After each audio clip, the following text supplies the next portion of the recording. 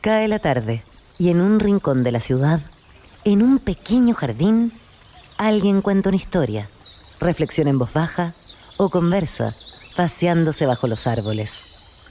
Es hora de volver a casa, bajar la velocidad y darle tiempo al tiempo. Christian Warnken nos abre la verja de su jardín para que respiremos aire puro y oxigenemos el espíritu. En Pauta, aquí comienza Desde el Jardín, una presentación de Fundación Irarrázaval, desde 1920, al servicio de la educación, humanismo y técnica, y Grupo Viva, promoviendo la sostenibilidad en la empresa y los barrios. Lo esencial de toda exploración será volver al propio jardín y ver las cosas por primera vez, decía el poeta T.S. Eliot. Queridos y queridas radiovidentes que al escucharme me ven en Antofagasta, en Valparaíso, Viña del Mar, Santiago, también Temuco, los que nos siguen por pauta.cl y también por Spotify. Estoy abriendo, como todos los días de lunes a viernes, la verja de madera de mi jardín para que caminemos juntos. Y quiero partir compartiendo con ustedes un hermoso poema sobre la guitarra, escrito por el poeta cubano Nicolás Guillén. Y tiene que ver con la persona que ya está esperándome bajo un árbol aquí en mi jardín para conversar conmigo. Tendida en la madrugada, la firme guitarra espera, voz de profunda madera desesperada. Su clamorosa cintura en la que el pueblo suspira, preñada de sones tira la carne dura. Arde la guitarra sola mientras la luna se acaba, arde libre de su esclava bata de cola. Dejó al borracho en su coche, dejó el cabaret sombrío, donde se muere de frío noche tras noche, y alzó la cabeza fina, universal y cubana, sin opio, ni marihuana, ni cocaína. Venga la guitarra vieja, nueva otra vez al castigo con que la espera el amigo, que no la deja. Alta siempre, no caída, traiga su risa y su llanto, clave las uñas de amianto sobre la vida. Cógela tú, guitarrero, límpiale de alcohol la boca, y en esa guitarra toca tu son entero. El son del querer maduro, tu son entero. El del abierto futuro, tu son entero. El del pie por sobre el muro, tu son entero. Cógela tú, guitarrero, límpiale de alcohol la boca, y en esa guitarra toca tu son entero. Nicolás Guillén. Y quien me está esperando en mi jardín es un hombre de guitarra, un hombre que hace arder la guitarra, un hombre que la toma por su clamorosa cintura, que ha alzado su cabeza fina y que toca el son entero, toca muchos sones, en realidad interpreta, interpretado muchos sones. Él es un guitarrista nacido en Dinamarca, criado en Francia, chileno, pero ha vivido en muchos países. Es un verdadero errante porque tiene muchos domicilios en Perú, en distintos lugares. Está en Chile después de muchos años de no haber venido. Ha ganado premios internacionales importantes, galardones. Ha cantado, entiendo, o ha tocado con Lucho Barrio o cerca de Lucho Barrio en algún momento. Le vamos a tener que preguntar sobre eso. Y él se llama Marcelo de la Puebla y durante estos días está ofreciendo una serie de conciertos que vale la pena absolutamente escuchar, y vamos a conversar con él aquí y recibirlo desde luego con mucho afecto y darle la bienvenida a este jardín y a Chile otra vez. Marcelo, qué bueno caminar contigo esta tarde en el jardín. Muchas gracias, querido Cristian, por esa maravillosa invitación. Y qué mejor manera de iniciar este programa con el gran Nicolás Guillén. Este poema es maravilloso. Muchas gracias. Es un gusto para mí conversar contigo. Se me olvidó decir que aparte de concertista, eres profesor en un conservatorio en Sevilla. Sí. ¿Tú estás viviendo en Sevilla, Marcelo? Sí. A un paso de la milla cero. La milla cero es el punto de partida de Magallanes. Vivo muy cerca del río Guadalquivir, en el barrio de Triana, un barrio cargado de historia artística y de historia nuestra también, porque fue la puerta de América durante varios siglos. Bueno, y eso mucho tiene que ver con tu música, porque entiendo que tú has hecho todo un trabajo de hacer cruces de repertorios que tienen que ver con este ida y vuelta entre América, la música americana, la música española, la música andaluza, y un ida y vuelta muy interesante el que vamos a conversar. Pero primero quiero saber un poco de tu historia. A ver, naciste en Dinamarca. ¿Cómo fue que llegaste a nacer tan al norte, tan lejos de aquí, Marcelo?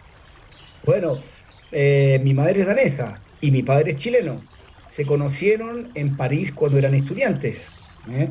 Mi padre fue becado en el servicio militar, logró una beca para estudiar aeronáutica y lo enviaron a París a estudiar. Cuando todavía era estudiante, ahí conoció a mi madre, se casaron en Dinamarca, yo nací en Dinamarca, pero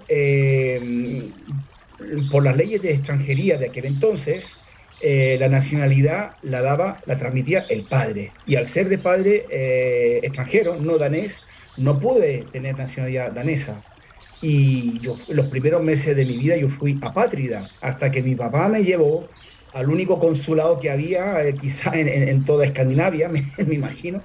Y fue todo un periplo, porque en esa época nosotros vivíamos tierra adentro, en una zona rural de Jutlandia, y había que cruzar por los ferries de isla en isla hasta llegar a Copenhague. Y ahí yo fui recibido como un chilenito más. Y yo tengo conciencia de ello desde siempre. Entonces yo tengo un especial apego a Chile, un especial amor profundo y agradecimiento también, porque después, bueno, ya iremos hablando de eso en la conversación, pero yo, a pesar de haber estado siempre fuera, casi siempre fuera, yo crecí rodeado de chilenidad. Mi padre era muy patriota, además era músico aficionado, tocaba la guitarra, cantaba canciones folclóricas chilenas y además también compuso algunas cosillas, siempre basadas en el folclore o en el neofolclore. Así que así Entiendo, empieza. entiendo que creciste rodeado de, no sé si en París fue, ¿no? De Atahualpa Yupanqui, de Ángel Parra, Isabel Parra, de todo el mundo de los músicos chilenos que estaban viviendo en ese entonces allá, exiliados, la mayoría de ellos, ¿no? Bueno, yo nací en el 66, entonces todavía no habían llegado. Cuando mi papá consigue ya su puesto en el aeropuerto de Orly como controlador aéreo, ya nos mudamos a Francia definitivamente y nos instalamos cerca del aeropuerto. Y entonces llega la Unidad Popular y mi papá se apasiona por la política. En esa época no le interesaba, pero empieza a apasionarse por la política y se hace muy seguidor de Allende. Y de hecho se acerca a la embajada y muy patuamente, como él era así, como es su forma de ser, se presenta ante don Pablo Neruda y ofreciéndole sus servicios para ayudarlo en lo que fuera y en organizarle un acto de homenaje por el premio Nobel. Y así fue. Y así fue. Organizó un gran acto con actuaciones musicales. Bueno, no sé los detalles, pero ahí tengo la foto. Y por lo visto, según me cuenta mi padre y también las personas que estuvieron ahí, el poeta estuvo muy contento con eso y le dijo a mi papá, mirándolo así, le dijo, tú eres un agitador, pero un agitador cultural, eres un agitador cultural, sigue así, eso es importante. Y bueno, así fue, continuó haciendo cosas porque su situación de trabajo le permitía tener mucha flexibilidad de horario, por lo tanto podía dedicarse a eso también. Y entonces después llegaron, el primer acto que hizo después de eso fue organizarle un concierto en el Teatro Olimpia de París, el mítico Teatro Olimpia de París, a los Quilapayún, en el año 73. En Mira, qué septiembre impresionante. del 73, poco antes del golpe. Y de hecho, el golpe los pilla en Francia. Y es muy probable desde que, gracias a esa actuación, ellos se libraron de haber corrido la misma suerte que Víctor Jara. Y desde Eh, entonces y a partir de entonces, bueno, después fueron llegando todo la mayoría de los de los artistas chilenos exiliados, porque bueno, yo creo que entre los políticos se habrán establecido París como la capital cultural del exilio, ¿no? De hecho, ya habían exiliados argentinos, bueno, estaba Atahualpa Yupanqui, después llegó también Daniel Giglietti, el uruguayo, desde antes estaban también exiliados españoles como el cantautor Paco Ibáñez, muy amigo de Neruda. Claro, Paco Ibáñez, yo lo escuché con sus maravillosos conciertos en el Olimpia, con los poetas españoles, maravilla, trabajo Paco Ibáñez. Compañero de ruta de la nueva canción chilena. Desde luego. Después llegaron todos, llegaron los Parra, Isabel y Ángel, la Tita también, los Inti Gimani estaban en Roma. Llegó el Gitano Rodríguez, bueno, vivía en Roma, pero pasaba más tiempo en París. Después llegaron los Iyapu, los Jaivas también, que no estaban exiliados, pero sí, al final se quedaron. Ah, y por supuesto, Patricio Mans, Desde luego. que se quedó en mi casa. Y toda esa gente, bueno, también tenía mucha amistad con Julio Cortázar. Entonces yo crecí rodeado se podría decir, la flor y nata de nuestras artes. Desde luego, la arte, la literatura, la Claro. música. Te quería preguntar, Marcelo, bueno, y después viene tu vocación por la guitarra, y has dedicado tu vida a esa guitarra, a esa música, a ser concertista de guitarra. ¿Quién fue tu maestro? ¿Quién fue tu inspirador?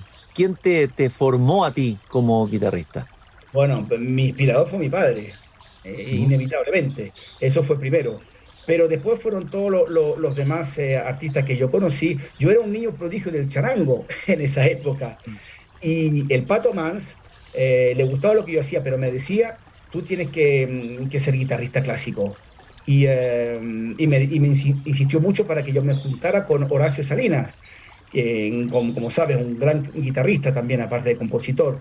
Y fue así. Bueno, de hecho, el Pato Mans me compuso para mí una pieza para guitarra, para que yo la tocara, para animarme digamos, a orientarme más por la guitarra de concierto. Esa pieza es inédita, la encontré hace poco en un viejo cassette en casa de mi madre y lo he subido ya, lo he pasado a audio y se puede escuchar, está ahí.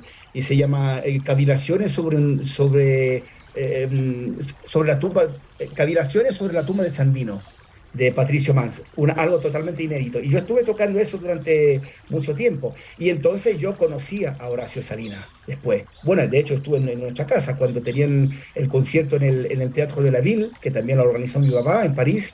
Él se quedaba el día entero en nuestra casa en vez de salir a pasear, estudiando la guitarra. Y se había traído unas partituras de guitarra clásica latinoamericana, piezas de Leo Brauer, de Agustín Barrios Mangoré, Eduardo Falú, etc. Y yo escuchaba eso fascinado. Y esa fue mi revelación. Y después, bueno, él me habló de su maestra, doña Liliana Pérez Corey. Y después, bueno, yo me fui a vivir a Chile al final. Se separaron mis padres, bueno, la situación familiar, y yo fui a vivir con mis abuelos. Además, yo pedí ir a vivir a Chile. Y entonces, dicho y hecho, yo me apunté al conservatorio y estudié un tiempo con doña Liliana Pérez Corey. Y al mismo Marcelo, tiempo, ¿sí? Marcelo, hay un tema al que quiero hablar contigo que me interesa mucho, es que de lo que te lo decía al comienzo, tú dices que estás ahí en ese punto en Sevilla, que es la puerta, ¿no es cierto?, de América, el lugar de donde partió Magallanes. Bueno, con tu música y con trabajo en la guitarra, lo que has hecho tú, tengo la impresión, es ir pesquisando esta influencia recíproca, este ir y venir entre España y América, esa influencia que a veces no conocemos también, pero que es bien notable. Me gustaría que hablaras un poco de eso. Sí, es una historia que se conoce poco o de forma muy superficial. Se cree, por ejemplo, que el flamenco es de origen árabe y no es así. La música, el flamenco, el arte flamenco es la música americana de Europa, así tajantemente. No lo digo yo, lo dice el destacado musicólogo Faustino Núñez. Yo te invito a que leas su libro América en el flamenco.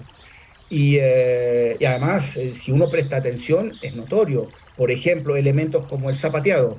Se zapatea en todos los bailes hispanoamericanos, desde México hasta Tierra del Fuego, ¿cierto? Claro. Y en España, solo y exclusivamente en el flamenco. No se zapatea la música árabe. Yo viví 3 años en Marruecos y eso no existe allá. Por ejemplo, toda esa combinación infinita sobre el ritmo de 3x4 y 6x8, básicamente tara, ta, tara, ta, tan, tan, tan, y todo tipo de combinaciones está en toda nuestra música. Y en España está solo y exclusivamente en el flamenco. Después esas letras tan trágicas, pero al mismo tiempo festivas, esa tragedia que se canta y se baila, la tenemos en el tango argentino, en el vals peruano, en algunos boleros, en la ranchera. Son letras terribles, pero al mismo tiempo la música es festiva, es alegre, es una cosa muy curiosa que tenemos en nuestra cultura incomprensible, y eso existe solo y exclusivamente en el flamenco. Entonces esos elementos saltan a la vista. ¿Qué es lo que pasa? Que esas melodías nos suenan árabes, nos suenan según nuestra imaginación de lo que imaginamos que es la música árabe. Y yo viví en Marruecos y la música árabe es distinta. Bueno, sí, hay algunas cosas, vocalizaciones, pero eso está en toda la música del Mediterráneo. Ese arabismo, en realidad ese orientalismo, es un orientalismo reinventado por los artistas a finales, hacia finales del siglo XIX, en un contexto muy particular para España. Y el gitanismo también va por ahí. En realidad el gitano es español antes de ser gitano. Es así. Cuando se refieren al gitano, se refieren más bien al populacho, ¿cómo se llama? Al personaje popular. Es como el roto chileno, no es otra cosa que eso. El gitano andaluz es el roto chileno, no es otra cosa que eso. Y eso es, en realidad, pero es el producto, digamos, la consecuencia de siglos de trasiego marítimo entre los puertos americanos que estaban solamente en Andalucía. Andalucía tuvo el monopolio del comercio y del tráfico marítimo con lo que eran los reinos de ultramar, porque nosotros no éramos colonia, éramos los reinos, también fuimos un reino de Chile. O sea que el imperio español fue una monarquía compuesta, no fue España y sus colonias, españoles éramos todos, y así lo reza la... O sea, estamos mucho más profundamente unidos a lo que creemos, es decir, mucho más conectados al... Totalmente. Es una historia olvidada que yo invito a que recuperemos, y que mejor que la música. La música es el mejor reflejo de todo eso. Porque hay una cosa, por ejemplo, que es poco conocido, bailes tan importantes, tan relevantes del periodo barroco, como son la zarabanda y la chacona, son bailes de origen hispanoamericano, al igual que el fandango, por ejemplo. Qué interesante. Oye, Marcelo, y también es interesante ver el tema de los instrumentos. Por ejemplo, cuando uno habla el guitarrón, el cuatro y otros instrumentos que vienen de una guitarra, entiendo que renacentista, ¿no es cierto? Una guitarra muy antigua, digamos, de esa época. Es decir, tenemos instrumentos de Latinoamérica que son tan característicos, pero en realidad son derivaciones, esas nuevas guitarras de esa guitarra antigua, renacentista. El español peninsular lleva distintas guitarras barrocas. No olvidemos que habían varias maneras de afinar la guitarra. Lleva la vihuela, y el español americano inventa nuevas maneras de tocarla, de tocar esas guitarras, y crea nuevas músicas, nuevas danzas, que después viajan de regreso a la península y son incorporadas al folclore peninsular. Y son reinterpretadas y reapropiadas por los músicos peninsulares, y después vuelven a viajar, se transforman en nueva música que vuelven a viajar, y así sucesivamente durante siglos. Esos son los estilos de ida y vuelta. Y el hombre americano también inventa nuevas guitarras. Me mencionaste el guitarrón chileno, un instrumento maravilloso y enigmático, porque no se sabe muy bien cómo llegó, que solo existe en Chile. Está el charango boliviano, el tiple colombiano, el cuatro venezolano, etcétera. Y no, como tú bien dices, no son otras cosas que versiones locales de la guitarra barroca española. Estoy conversando, estoy paseándome con Marcelo de la Puebla, concertista, profesor del conservatorio en Sevilla, guitarrista nacido en Dinamarca, criado en Francia, pero chileno, por donde se lo mire, chileno de alma, chileno profundo, que estará dando y está dando unos conciertos en distintos lugares. Ya vamos a dar los datos de dónde se dan. No quiero dejar de preguntarte por el homenaje a Gustavo Becerra, un músico que tampoco ha sido tan reconocido por el público más amplio. Creo que es un tremendo músico. Y me gustaría que me hablaras de tu relación con su música y lo que tú has hecho con la música de Gustavo Becerra. Bueno, mi relación Bueno, con su música me viene a través de los Quilapayún, de las obras que él compuso para ellos. Por ejemplo, la cantata Américas sobre versos de Neruda, o el Memento, por ejemplo, sobre un verso de Federico García Lorca, entre otras cosas. Y yo después lo contacté y fui a verlo a Oldenburgo, donde vivía, y entablé gran amistad con él. Y él me dedicó su cuarta sonata para guitarra, una obra dificilísima, me hizo sufrir durante más de un año para llegar a tocarla. Ahí está colgada en YouTube, ahí podrás comprobar lo difícil que es ahora, pero bellísima, son variaciones al infinito sobre los ritmos de la cueca chilena. Una especie de cueca cubista reinventada, una maravilla, una cosa extraordinaria. Y él vino a Sevilla a presenciar el estreno que hicimos junto a percusionistas de la Sinfónica de Sevilla, de su concierto para guitarra y grupo de percusión. Y su última obra, antes de dejar este mundo, fue una canción de cuna dedicada a mi hijo mayor cuando estaba a punto de nacer. Y fue su despedida, además, porque era un cruce, él sabía que le quedaba poco tiempo y sabía que mi hijo estaba a punto de nacer. Entonces esa obra es entrañable. pero qué maravilla, qué impresionante historia, qué impresionante, Marcelo. Y te quiero preguntar por Lucho Barrios, porque los minutos, nos quedan poquitos minutos, pero Lucho Barrios, Perú, tocaste con él, ¿cómo fue tu relación con Perú y con los músicos peruanos? Bueno, yo fui un poquito aventurero y yo llegué al Perú, viví en los barrios populares de Lima, ¿no? En San Martín de Porres, además en un barrio bravo que se llama Condevilla, pero un barrio muy bohemio, muy criollo, ¿no? Y entonces yo aprendí la guitarra criolla ahí y posteriormente la guitarra andina con el maestro Raúl García Zárate. Y los peruanos, la verdad, que fueron muy agradecidos, son muy hospitalarios y son muy sensibles a todo el que se interese por su cultura. Entonces se me abrieron todas las puertas y yo era como una curiosidad y al final terminé siendo guitarrista acompañante de los más grandes, de Arturo Sambo Cabero, de Maritza Rodríguez, de María Jesús Vázquez y de Lucho Barrios. Y lo acompañé después ya cuando volví a Francia para terminar los estudios, llegué a acompañarlo en el Teatro Olimpia de París. Y después lo acompañé en varias giras que hizo por Europa, en Suiza, en Francia y en otros sitios. Un personaje entrañable, Lucho Barrios, muy querido en Chile y una gran persona. Yo le decía tío Lucho. Ah, tío Lucho, le decías tú. Ah, estoy caminando en el jardín con Marcelo La Puebla, guitarrista, que ha vuelto a Chile después de varios años de no visitarnos, del año 2016 que no venía, pero él lleva siempre a Chile adentro, en su corazón, en su espíritu. A ver, cuéntame, ¿qué es para ti Chile, Marcelo? Sé que es algo profundo y entrañable, algo... ¿Qué es Chile para ti? ¿Cómo resumirlo? ¿Cómo resumirlo en pocas palabras? Bueno, ya te lo dije, el país que me dio ciudadanía, que no es poco. Eso es fundamental. El país que también me dio identidad. Porque yo nací en un lugar muy desarraigado. El desarraigo es una cosa muy jodida, ¿sabes?